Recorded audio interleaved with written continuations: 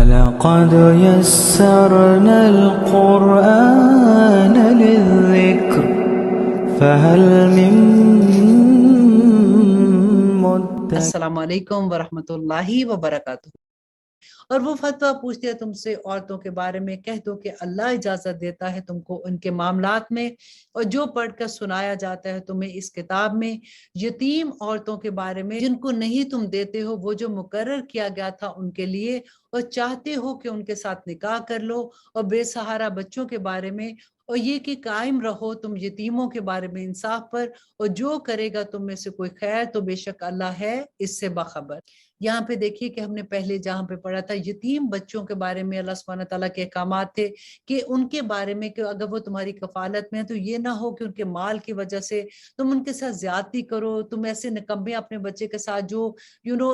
اس قابل نہیں ہے کہ تمہیں یہ ڈر ہو کہ اس کا مال باہر چلا جائے گا تو تم اچھی بھلی بچی کی شادی اس کے ساتھ کر دیتے ہو، یا کسی بھی وجہ سے ان کے ساتھ زیادتی کرتے ہو تو ایسے نہ کرنا۔ اس سے بہتر ہے کہ تم باہر جو تمہیں پسند ہے عورتیں تم ان سے شادی کر لو۔ اور یہاں پہ اللہ سبحانہ تعالیٰ نے وہی بات فرمائی کہ تم اس وجہ سے بھی کہ تمہیں یہ ہو کہ ان کو تو مہر دینا نہیں پڑے گا، ان کو تو کوئی پوچھنے والا نہیں ہے، اور تم ان کا حق بھی نہ ادا کرو تو ایسا نہ کرنا۔ اور اب آیت نمبر 128، اور اگر کسی عورت کو ڈر ہو اپنے خامن کی طرف سے زیادتی یا بے رخی کا تو نہیں کچھ گناہ ان دونوں پر کہ صلح کر لے آپس میں کسی طریقے پر، اور صلح بہتر چیز، اور مائل ہوتی ہیں طبیعتیں تو حرص پر، اور اگر تم حسن سلوک کرو اور پرہیزگاری اختیار کرو تو یقیناً اللہ ہے اس پر جو تم کرتے ہو پوری طرح سے باخبر۔ اب یہاں پہ دیکھیے اللہ سبحانہ تعالیٰ فرما رہے ہیں کہ اگر عورت کو یہ ڈر ہے کہ اس کا خاوند جو ہے وہ اس کو دھیان نہیں دیتا فار ایگزامپل، اور اس کو تنگ کرتا ہے، یا اس نے باہر کوئی عورت رکھی ہوئی ہے، یا پھر اس کو وہ کسی بھی حالت سے اس کو یہ لگتا ہے کہ وہ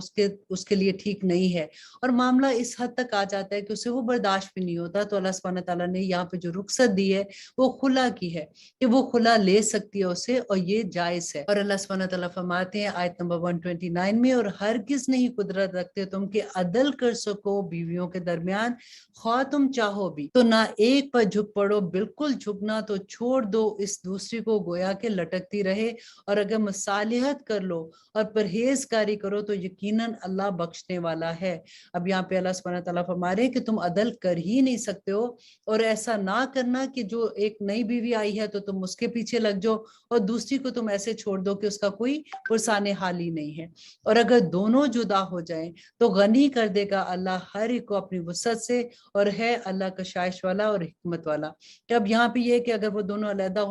کر لیتے ہیں، وہ سمجھتے ہیں کہ نہیں ہمارا گزارا نہیں ہے، تو اگر طلاق لے لیتے ہیں، یہاں پہ بیسیکلی اللہ سبحانہ تعالیٰ نے ایک راستہ بتایا ہے کہ اگر وہ میاں بیوی آپس میں طلاق لے لیتے ہیں تو اللہ سبحانہ تعالیٰ ان دونوں کو غنی کر دے گا۔ دیکھیں اللہ سبحانہ تعالیٰ نے کیا فرمایا، تو غنی کر دے گا اللہ ہر ایک کو اپنی وسعت سے، اور ہے اللہ بڑی کشائش والا۔ کہ ایسا نہیں ہے کہ اگر ظلم بھی ہو رہا ہے، عورت کی انسلٹ ہو رہی ہے، وہاں پہ اس کو لگ رہا ہے کہ اس کا ہسبینڈ جو ہے وہ اس کے ساتھ ٹھیک طرح کا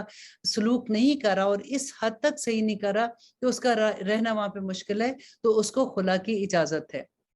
اب اللہ سبحانہ تعالیٰ فرماتے ہیں، اور اللہ ہی کا ہے جو کچھ آسمان میں ہے جو کچھ زمین میں ہے، یقیناً تاکید کی تھی ہم نے ان لوگوں کو جن کو دی تھی کتاب تم سے پہلے، اور تم کو بھی کہ ڈرتے رہو اللہ سے، اور اگر تم کفر کرو گے تو یقیناً اللہ ہی کا ہے جو کچھ آسمانوں اور زمین میں ہے۔ اب دیکھیے بار بار اس پارہ میں ہم ایک بات کتنی دفعہ پڑھ چکے کہ جو کچھ آسمان اور زمین میں سب اللہ سبحانہ تعالیٰ کی ملکیت میں ہے، اور ہم بھی تو اسی میں آتے ہیں نا، تو ہماری اتنی جرت کہ اللہ سبحانہ تعالیٰ کے احکامات کو نہ مانے۔ اب دیکھیے یہاں پہ ہم کیا پڑھ رہے ہیں، جو ہماری گھر کی زندگی کے معاملات ہیں اللہ سبحانہ تعالیٰ نے وہ بھی بینہ بیان کر دیے۔ میں اکثر یہ بات کرتی ہوں کہ لوگ سمجھتے ہیں جب ہم قرآن کو ناظرہ قرآن کی طرح پڑھتے ہیں ہمیں نہیں سمجھ آتی کہ اس میں احکامات کیا ہیں، تو ہمیں یہ لگتا ہے کہ قرآن کا بس پڑھ لیں، یہ برکت والی کتاب ہے، لیکن ہمیں پتہ ہی نہیں ہوتا کہ قرآن میں اللہ سبحانہ تعالیٰ نے ہمیں کیا فرمایا ہے۔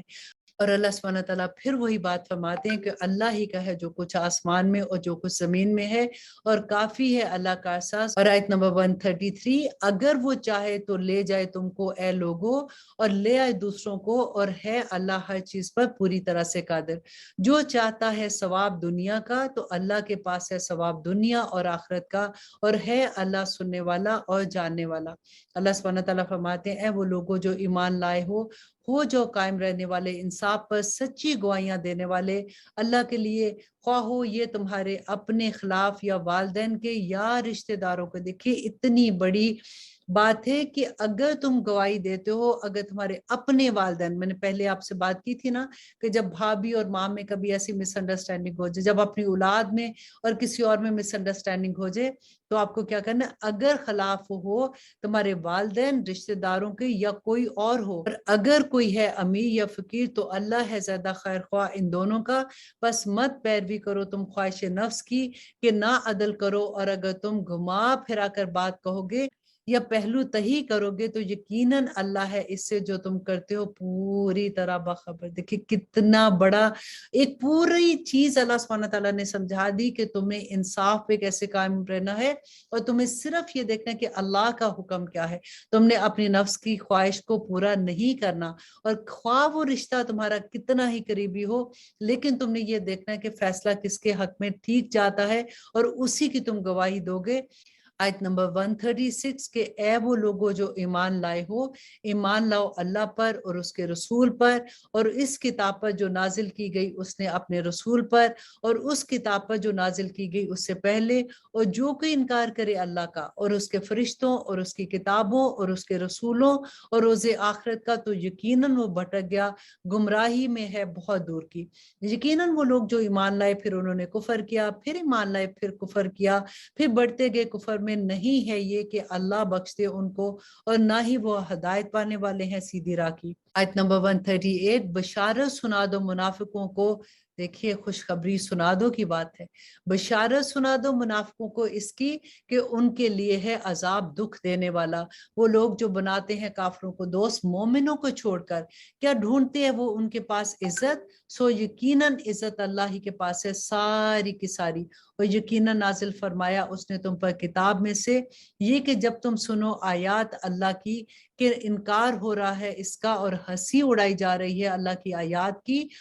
تو مت بیٹھو ان کے پاس جب تک وہ مشغول نہ ہو جائے کسی اور بات میں اس کے علاوہ، یقیناً تم تب تو انہی میں سے ہو جاؤ گے اگر تم وہاں پہ بیٹھے رہتے ہو۔ بے شک اللہ جمع کرنے والا ہے منافقوں اور کافروں کو دوزخ میں سب کو اکٹھا۔ اب یہاں پہ دیکھیے ایک اور رسول اللہ سبحانہ تعالیٰ سمجھا رہے ہیں کہ جب کبھی ایسی محفل میں تم ہو جہاں پہ اللہ سبحانہ تعالیٰ کی آیات کا مذاق اڑایا جا رہا ہے، کبھی ایسا ہوتا ہے کہ دین کا مذاق اڑایا جا رہا ہے، تو وہاں سے تم اٹھ جاؤ۔ اگر تم نہیں اٹھتے ہو، ادھر ہی بیٹھے رہو گے، تو تم انہی لوگوں میں شامل ہو جاؤ گے، کیونکہ ایسے لوگ کون ہوں گے؟ اگر وہ مسلمانوں میں سے ہیں تو منافق ہوں گے، اور اگر وہ کفار میں سے ہیں تو کافر ہوں گے۔ تو اللہ سبحانہ تعالیٰ فرماتے ہیں کہ بے شک اللہ جمع کرنے والا ہے منافقوں اور کافروں کو سب کو اکٹھا، اور کہاں جمع کرے گا؟ درک میں، وہ جگہ جس سے جہنم بھی پناہ مانگتی ہے۔ اور اللہ سبحانہ تعالیٰ فرماتے ہیں وہ لوگ جو منتظر رہتے ہیں تمہارے بارے میں، پھر اگر ملے تم کو فتح اللہ کی طرف سے تو کہتے ہیں کیا نہ تھے ہم تمہارے ساتھ، اور اگر ملے کافروں کو فتح کا حصہ کہتے ہیں ان سے کہ کیا نہیں تھے ہم غالب تم پر اور بچایا تم کو مومنوں سے؟ بس اللہ فیصلہ کر دے گا تم سب کے درمیان قیامت کے دن، اور ہرگز نہیں دے گا اللہ کافروں کو مومنوں پر کوئی غلبہ۔ یقیناً منافقین دھوکہ دیتے ہیں اللہ کو، اور وہ ہے جس نے دھوکے میں ڈال رکھا ان کو، اور جب یہ کھڑے ہوتے ہیں نماز کے لیے تو کھڑے ہوتے ہیں کاہلی کے ساتھ۔ اللہ اکبر۔ ہم اپنی نمازیں ذرا دیکھیں، کتنی کئی دفعہ سستی آتی ہے نا، تو پھر اتنا ڈر لگتا ہے کہ ایکچولی وہ منافقوں والی حرکتیں ہو جاتی ہیں۔ اللہ سبحانہ تعالیٰ ہمیں بچائے۔ اور اللہ سبحانہ تعالیٰ فرماتے ہیں کہ دکھاوا کرتے ہیں لوگوں کو اور نہیں یاد کرتے اللہ کو مگر کم ہی یاد کرتے ہیں۔ اب یہ وہ لوگ ہیں جو نمازیں پڑھ رہے ہیں، یہ وہ لوگ ہیں جو ذکر کر رہے ہیں اللہ سبحانہ تعالیٰ کا، لیکن اللہ سبحانہ تعالیٰ نے منافق کی نشانی کیا بتائی کہ سستی سے نماز پڑھتے ہیں اور دکھاوے کی نماز پڑھتے ہیں، اور اللہ کا ذکر بھی کم کرتے ہیں، تسبیحات نہیں کرتے ہیں۔ اب اللہ سبحانہ تعالیٰ فرماتے ہیں کہ ڈول رہے ہیں درمیان اس کے، نہ ان کی طرف اور نہ اس کی طرف، اور جس کو بھٹکائے اللہ تو ہرگز نہ وہ پائے گا اس کے لیے کوئی راستہ۔ تو لوگوں جو ایمان لائے ہو، مت بناؤ کافروں کو دوست مومنوں کو چھوڑ کر۔ دیکھیے یہ کتنی دفعہ یہ بات आ चुकी है कि मत बनाओ काफरों को दोस्त मोमिनों को छोड़कर। क्या तुम चाहते हो कि बना दो अल्लाह के लिए अपने खिलाफ हुज्जत खुले तौर पर? बेशक मुनाफिकीन होंगे सबसे निचले दर्जे में दोज़ख के, और हरगिज ना पाओगे तुम उनके लिए कोई मददगार मगर वो लोग जिन्होंने तौबा की और इस्लाह कर ली और मजबूत पकड़ लिया अल्लाह की रस्सी को और खालिस कर लिया अपने दीन को अल्लाह के लिए। तो ऐसे लोग साथ होंगे मोमिनों के, और अनकरीब देगा अल्लाह मोमिनों को अजर अजीम। और आयत नंबर 147 में अल्लाह सुब्हानहू तआला फरमाते हैं, ए लोगो, क्या करेगा अल्लाह तुमको अजाब देकर अगर तुम शुक्र गुजार बनो और ईमान ले आओ, और है अल्लाह बड़ा ही कदर शनास। अब देखिए हमने बार बार यहाँ पढ़ा ना, इवन मुनाफकत में भी इंसान जब ऐसी हरकतें करता है तो जिस वक्त उसको एहसास हो जाए कि ये हरकत उसकी मुनाफकों जैसी है, ये हरकत उसकी काफरों जैसी है, ये हरकत उसकी अल्लाह के नाफरमान बंदों जैसी है, तो उसी वक्त तौबा कर ले, अल्लाह सुब्हानहू तआला उसकी तौबा कबूल करेंगे इंशाअल्लाह। अल्लाह सुब्हानहू तआला से दुआ करें कि या रब्बुल आलमीन हमें तौबा की तौफीक अता कर दे, क्योंकि जो लोग तौबा कर लेते हैं ना, अल्लाह सुब्हानहू तआला फरमाते हैं कि अगर वो आसमान से जमीन तक उसके गुनाह से भरी हुई चीजें भी लेके आएंगे तो अल्लाह सुब्हानहू तआला सब के सबको नेकियों में बदल देंगे। और लेकिन तौबा की शर्त है कि जब वो तौबा कर ले तो फिर उसके बाद वो कायम हो जाए। अल्लाह सुब्हानहू तआला ने इसीलिए कुरान पाक में जहां भी हम पढ़ते हैं या अय्युहल्लज़ीना आमनू का जहां पे लफ्ज आता है तो साथ आता है कि वह आमिलुस स्वालिहात, कि वो लोग जो ईमान लाए और फिर उन्होंने नेक अमल किए तो अल्लाह सुब्हानहू तआला इंशाअल्लाह उनको जन्नतों में दाखिल करेंगे। और आज हमने ये भी पढ़ा कि अल्लाह सुब्हानहू तआला ने दर्जात की बात की कि क़यामत के दिन वो लोग जो नेकियों की तरफ जाते हैं, वो लोग जो बैठे रहते हैं घरों में और वो पैसे दे के भी नेकी क्यों न कर लेते हैं तो उनको अजर तो मिलेगा, लेकिन जो लोग अल्लाह के दीन की हिफाजत के लिए भागते हैं दौड़ते हैं उनके लिए बड़ा अजर है और उनके लिए बहुत बड़े दर्जात हैं। अल्लाह सुब्हानहू तआला हमें अपने दीन में भागने वाला बना दे। हम दुआ करते हैं अल्लाह सुब्हानहू तआला से, हमें नहीं पता कि अगला साल हमें नसीब होगा कि नहीं, हमें अगले साल के रोजे मिलेंगे कि नहीं। अल्लाह सुब्हानहू तआला इस साल के जितने हम रोजे रख रहे हैं या हम जो भी इबादत कर रहे हैं, हम नेकी की तरफ भाग रहे हैं, अल्लाह सुब्हानहू तआला उसको कबूल कर ले और हमारी आखिरत में मगफरत कर दे। आमीन सुम्मा आमीन।